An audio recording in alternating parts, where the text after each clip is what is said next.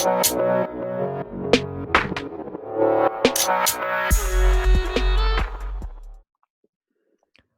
back to the Buds in the Box podcast. I'm your host, Eric Fogarty, and I'm joined with my two co-hosts, Jude and Felly. What's up, boys? Not much. What's going on? And today we're joined with a very special guest, Andrew D'Agostini. What's going on, guys? Thanks for coming on the podcast. Thanks for having me. All right. So, Jude, Awesome. I know you want to start with the question. So For sure. I know it's pretty obvious, and with my last name too, that you're Italian, correct? That's right. Yeah. Yeah. So have you ever been there to start off? No, closest I've been. I think we'll talk about it is was Germany for the World Championships. But okay. Funny enough, Awesome. I haven't been there, but I have my passport. I have my citizenship. It was something that I got thinking that there may be an opportunity that one day I'd end up playing over there. And so it's not a bad thing to have in your back pocket if you've got the bloodline that trails back to Italy. So all four of my grandparents were born there, and that was enough for me to be able to apply and be accepted for citizenship. Wow, that's awesome. Yeah, you pretty much answered my next question. Have you ever considered playing hockey? As I want my citizenship too, and I'd love to play there. It'd be awesome.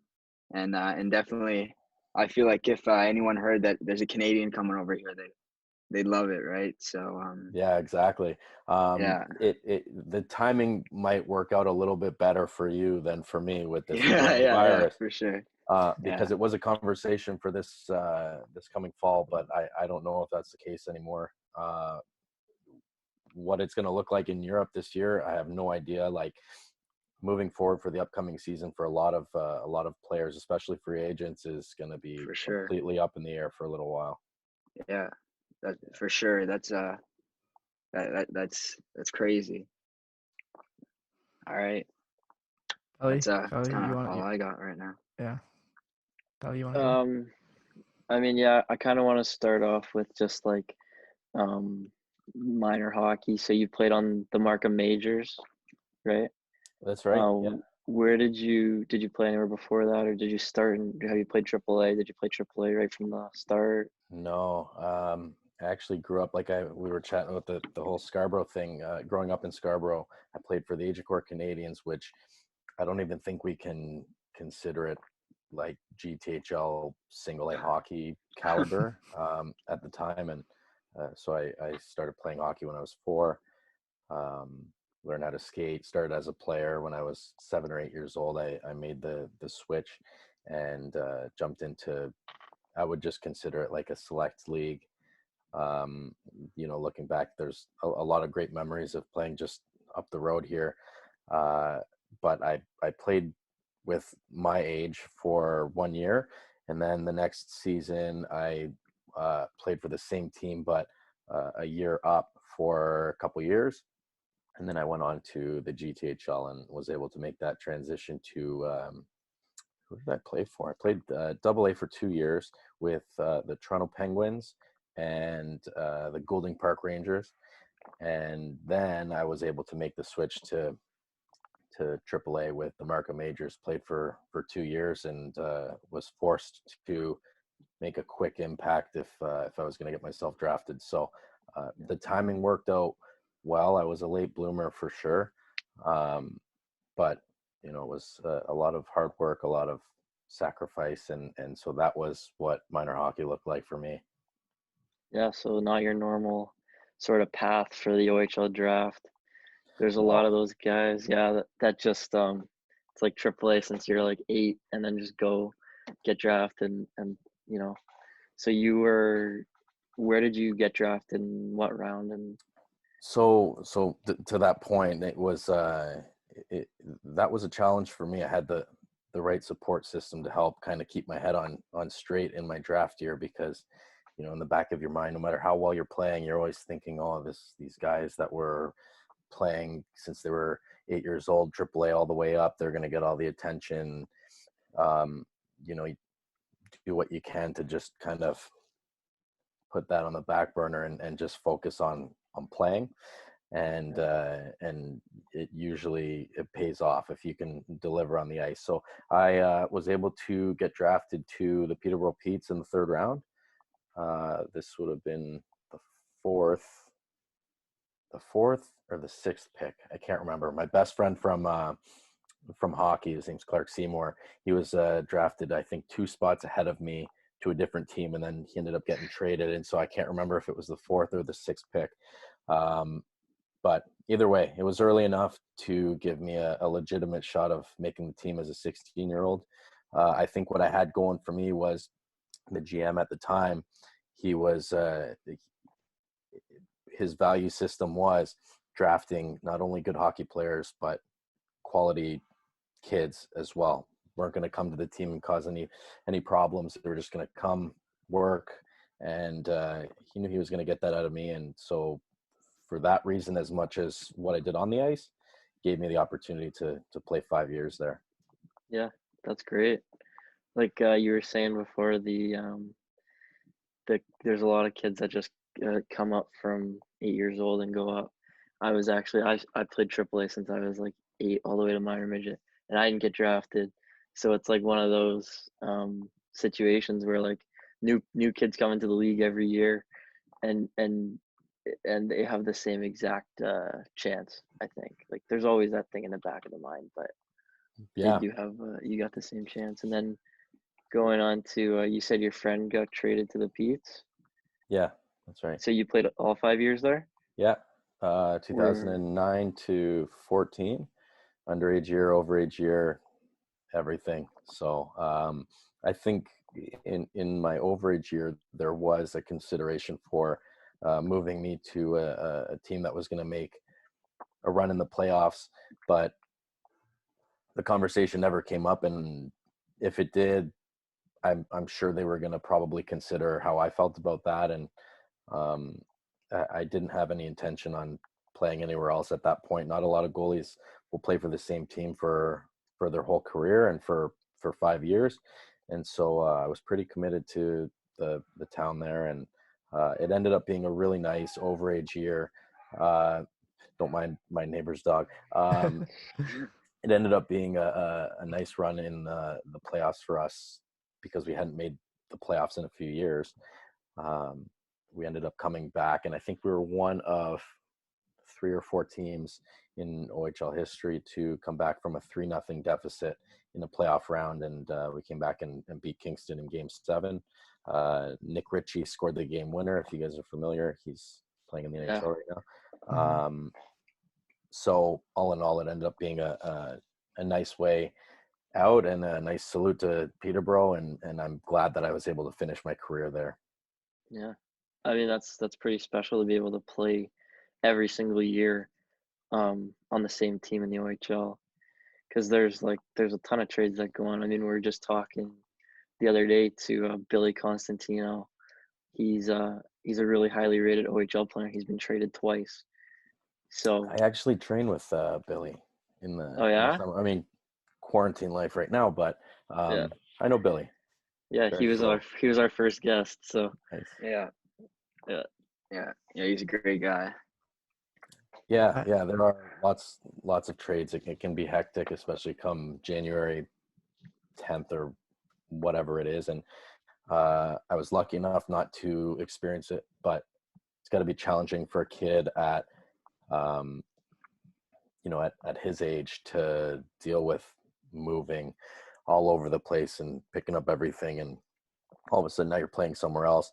I got to experience that at a way worse level, playing in the ECHL, having been, you'd get sent around like nothing. And it's part of the game, and you do it because you love it. But I was in a position to handle it a lot better than maybe a 16 or 17-year-old. For sure. So you have been traded before? Oh yeah. It's different in the ECHL. Like playing in the OHL, you feel a little bit more secure, a little bit more safe, and teams do a good job of treating you as best as they can. Once you step into pro, it becomes a business. And so at any point you can show up to the rink and your gear is packed and you're on your way somewhere else, or you're on your way home, and you drive 7 or 8 hours home. And for this year, for example, I got released from Wheeling, and before I even made it home, I left that afternoon, I was picked up by another team. And so like you go home, regroup, and then head to another team. And then I was actually traded back to Wheeling. And so it's just one of those things where if you get caught in that circuit, you never know what's going to happen. You just got to be ready to roll with it if you want to have any longevity in pro hockey, and you're not an NHL guy. So it's a test of character, but it's a lot of fun at the same time. For sure. Yeah. Okay. Well, I want to go back to the World Championship, U18. So just explain like how you got picked, like how the process works for that.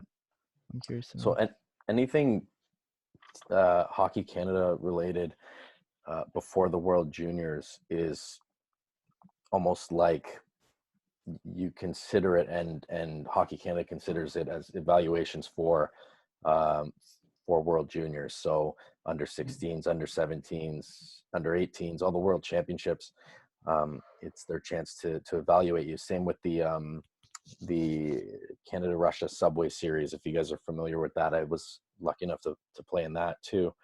I was selected because it was the post-season World Championships, and so Peterborough, we were out of the playoffs, or we didn't make the playoffs, and so that kind of put me as a serious contender for one of the spots.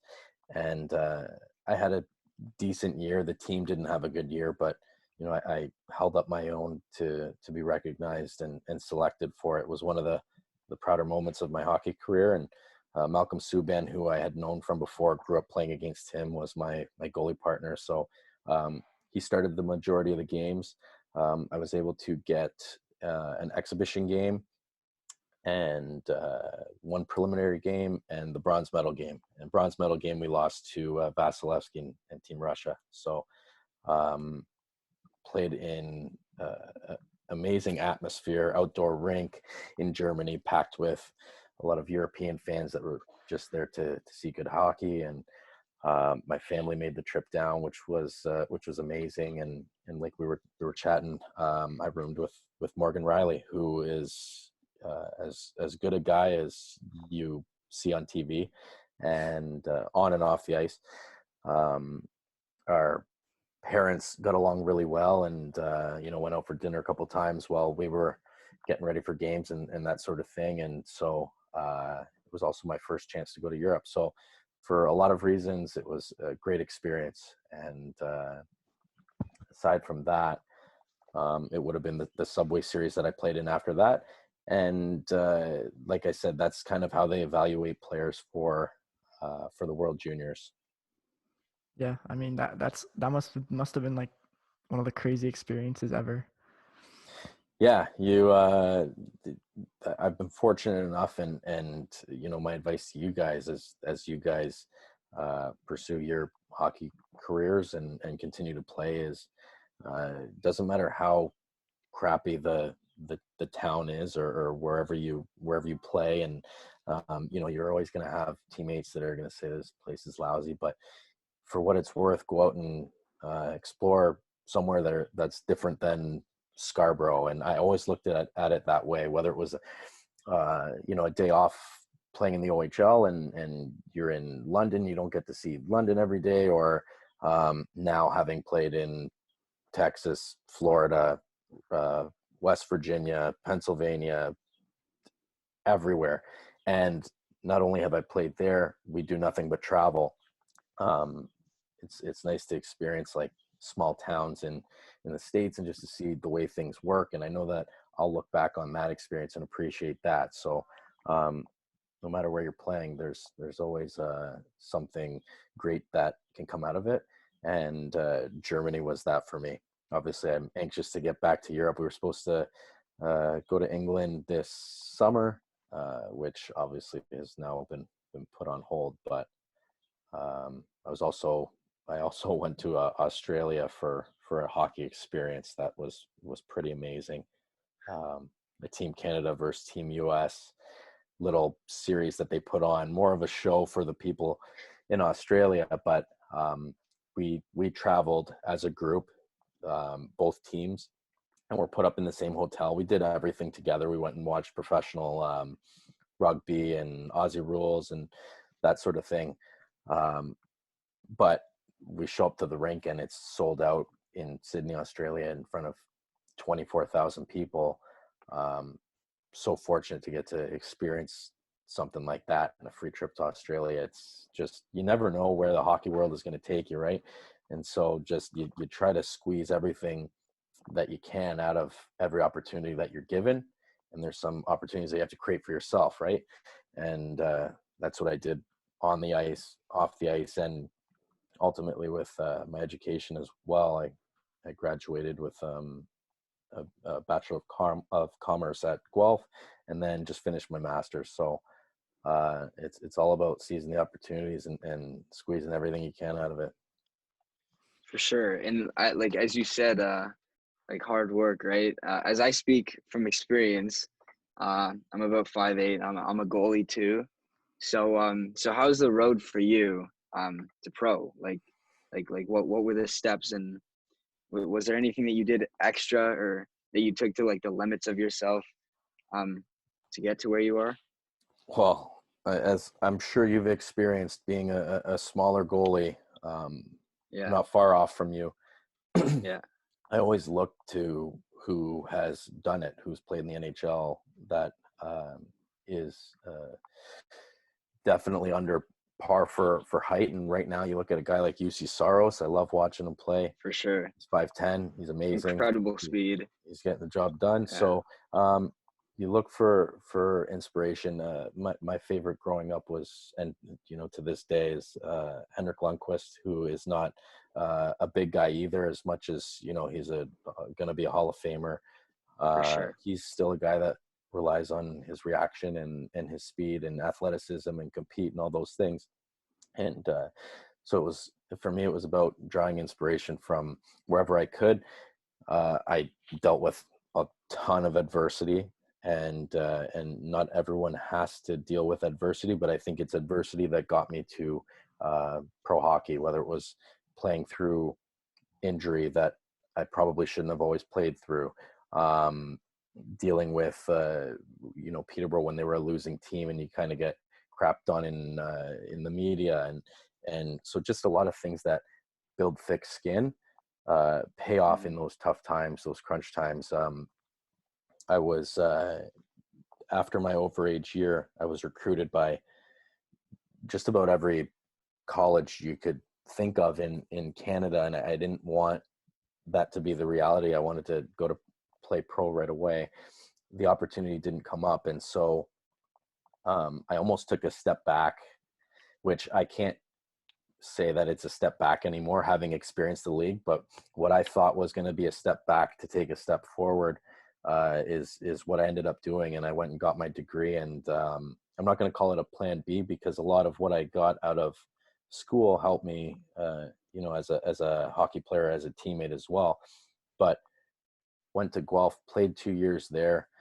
We won a championship for our league and a bronze medal for nationals with a team that probably didn't deserve to be there. But I just had the opportunity to contribute big time to a team and kind of learn how to win again, and won some accolades. And so just kind of built up my confidence. And after my second year, the Brampton Beast gave me an opportunity to get in a couple games at the end of their season. And so your next thing is, when you get the opportunity, you better seize it. And that's what I did. We played 2 games with a team that was that struggled all year. They had no chance of making the playoffs. And I got 2 games in the last couple weeks of the season, won them both, and got my contract for the next year. And since then, it's been a battle of trying to keep a job and playing through injuries and looking for opportunities. And I've been called up to the American League. I haven't started a game yet, but I've had the amazing experience of, dressing for the Marlies and that sort of thing. And once you get a taste of it, all you want to do is continue to pursue it. So my advice for anyone that's not kind of where they're at or has high aspirations is just to look for inspiration any way you can and be ready to deal with adversity. Don't fold over when you are faced with it. I've come to a point now where I almost look for adversity because you learn to thrive under it, and it's inevitable. It's always going to be there. So you just learn to play through it. Yeah, For sure. Touching on the college hockey part, did you ever consider NCAA at all? I did a couple trips to Boston to see some schools and the facilities. Like it's hard to go there and not be easily persuaded, just walking through campus. And that's part of what went into my decision at Guelph. Was when I chose Guelph, I chose it because I knew that I would enjoy the college experience there. And so NCAA was a consideration. I went and played some games there, some, what do you call them, for the NCAA showcase tournaments, that sort of thing. And ultimately, like, my dream was always to play in the OHL. I was a good student and, always knew that I would probably try to pursue some sort of education after the OHL. I didn't know when or how, or it's nice to have it out of the way now, but it was always my dream to play in the OHL. We would go and watch Toronto St. Mike's when they had a team, Peterborough Petes, those sort of things, and I'm glad that I chose the OHL. I got a lot out of it. I don't know if my career would be any different. I'm sure it would, but maybe for better, maybe for worse if I chose NCAA. But there's no sense in thinking about that. I think that both sides have amazing benefits to them. So it's all about what you want. Yeah, I mean, that's awesome. I was on a team this year. We went to a ton of NCAA schools, like, up for tournaments and showcases and stuff. Like, you're right, those facilities, like, we get to go in the dressing room and stuff. It's like, looks like an NHL dressing room. And, like, they pack the arena every game with students and fans. They have the budget for it, right? Yeah. With Guelph, we do a trip every year to a college to play exhibition games. And so we did Ohio State, caught a football game, Notre Dame, same thing. And so I did get, like, my brief taste of that experience. But yeah, I'm sure I would have loved it. And again, with that outlook on life, I would have made the most out of whatever it had to offer, right? So yeah, no, that's awesome. I just wanted to touch on something back to the EC. So I've been to a Brampton Beast game before. My mom, one of her friends, has season tickets, so they let us go to the game for free. And the thing I noticed about it is, I mean, you're not going to get all the stands filled up, but there is some super fans that like attend every game. So what's the craziest experience you've ever had with a fan? Oh man, I wish I would have had time to. I've had so many encounters with fans. Like, just sitting on the bench too sometimes as a backup, right? Oh, everything. I've had, sitting on the bench in Erie, they're gonna hound you about. I think I got yanked in Erie once, and I don't know how much McDavid had to do with it. I'm sure he contributed somehow, but you get the crazy fans saying, don't worry about it. You're gonna tell your kids about this one day. And we've had, especially, well, we've had, fans in the States that are a little bit more rowdy in those small towns, and we've never had any issues physically and anything like that. But I've experienced all kinds of everything verbally with fans. As much as it's pretty easy to tune them out during the game, sometimes you just kind of, when the puck's in the other end as a goalie, you just tune in and listen to what they have to say, because as long as you're not taking it to heart, it's usually funny and entertaining and that sort of thing. When you become popular in a small town, you usually have people that want to become a little more invested in your life outside of the rink. And so, those are always interesting, is, when you have, a stalker, if you want to call them that, but there's people that want to be a little bit more involved than you want. But once you get to the East Coast Hockey League and you're dealing with budget issues and just trying to, these organizations, they do the absolute best they can to keep their head above water and to provide us with an opportunity to climb the ranks in pro hockey. But usually you're dealing with a bus that doesn't always want to make it from A to B.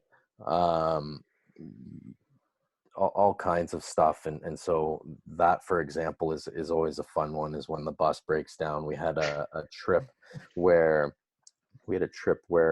I think we made it about 15 minutes before we had to pull over on the 401. We had to move gear. We had to wait on the side of the highway for another bus to come. Bus comes, we have to move the entire team, the bags from one bus to the other on the 401. We get going again finally. Rumor has it we caused a couple accidents, because no one's ever seen a professional hockey team on the 401 moving bags from one bus to another, but that's what I heard. And so we get on this new bus, we pull over maybe 20 minutes later, and we have to wait another 2 hours for another bus to come for some reason. And so you get all kinds of that stuff. I think we were on Barstool Sports once. We got stuck at the border with our bus, and it broke down when we got out to do our passports. And we actually, because we were holding up traffic, we had to push our bus across the border to move it out. And then we had like 4 hours in Buffalo waiting for another bus to come. So you have all kinds of crazy experiences. I can't say that there was any experience with a fan that I wasn't able to handle, or that really had some sort of negative effect on me. And you learn it at a young age how to handle hecklers, and how to just deal with people in the community in general. I've been very lucky to have a lot of amazing people in Peterborough that I became good friends with. And when you're in the States, in a small town, you very much kind of just stick to your guys. And while you're known everywhere, you're not always out doing a whole lot. You kind of just lay low, and you're on the road a lot too. So it's usually when you're on the ice that you're dealing with the fans. I think the best one would be where were we? Kingston, away game. We were in Kingston, and they had their like Queen's night, where they had a section dedicated to the university fans. And the popular chant of the night was D'Agostini has no weenie. and which I can tell you that is not true. But my mom and my aunt were in that section, and so they had to deal with that for at least a period. I think it was just for a period while I was close and they could read my name and think of something clever for it. So I love that stuff. It's hilarious. and you just you kind of thrive off of that sort of thing, and Yeah, like, for use sure. it as Hearing your fuel. name like that, yeah, for sure. Yeah. That's hilarious. Can't take though. that one personally. That's Yeah, for sure. All But right, like, I also had one more question. Wait, what were you gonna say, Philly? I was just gonna ask about the like a somewhat of a stalker. Did you mention? Is Oh that yeah, ever? yeah. Did that ever occur? Did I ever have? Yeah, Like and a not to a point where had to get anyone else involved, but yeah. definitely people that have crossed boundaries over the years. So Oh Jeez. my gosh. probably not any extreme that you're thinking of. Just kind of Yeah. just going. You see a little bit too much of them. Yeah. With what it is, so it's all good.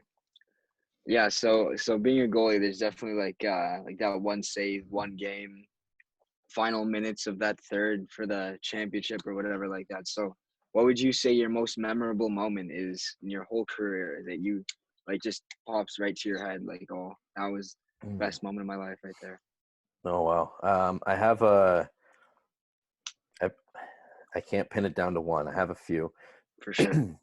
but I know what they are. One would be winning game 7 in Kingston, coming back from a 3-0 deficit. Kingston that year, they had Sam Bennett, who was a great player, and we got absolutely embarrassed in Peterborough for our home opener, 11-5.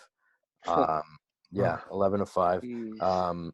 Not the first time we've reached double digits. The OHL can be a crazy league. Yeah. And so they absolutely smoked us, and they were building for a run that year in the playoffs. I think we ended up in 6th. They ended up in the 3rd spot, and I was having a great series. I think they have a little thing on YouTube about this series that was pretty popular, but we were down 3-0, and it was not looking like we had any hope of doing anything. We just kind of took it a period at a time, and so that whole playoff series is a series that an experience in hockey that I'll never forget. And I was happy that at one point I could see Peterborough like the day before a home game with lineups out the rink for people trying to get their tickets. Just the excitement that it brought to Peterborough, I think, has kind of led to the success that they've had over the past couple years. So that would be one. Another would be winning my first championship with the University of Guelph. We were second to last, I think, in the country going into our Christmas break, and we just came out hot, snuck into the playoffs, and it's a different playoff structure, where it's best 2 out of 3, and then the final is just one game, and I was able to post a shutout in our championship game, player of the game, that sort of thing, just where you're feeling as high as ever. That would be another. If we're talking a specific save, there's one that if I'm going to brag, like the old man in Erie gave me a hard time that one time about McDavid is You covered the puck on McDavid. he dumped it in and I covered it. If you go through his Instagram, you can see a picture of him flying down the wing and then trying to do the one-handed deke on me, and I think I closed my eyes and was lucky enough to get a toe on it. And it's an awesome picture that we actually got a couple copies done where I signed my corner, and the corner that he was in, we got him to sign a couple copies too. Oh wow.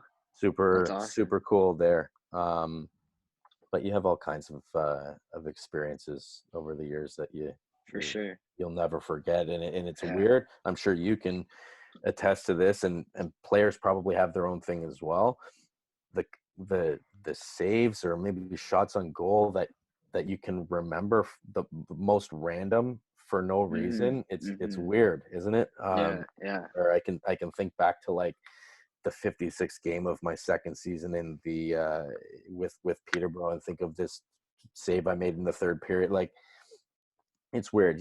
But it's nice that you can have For sure. those memories to look back on. Yeah. All right.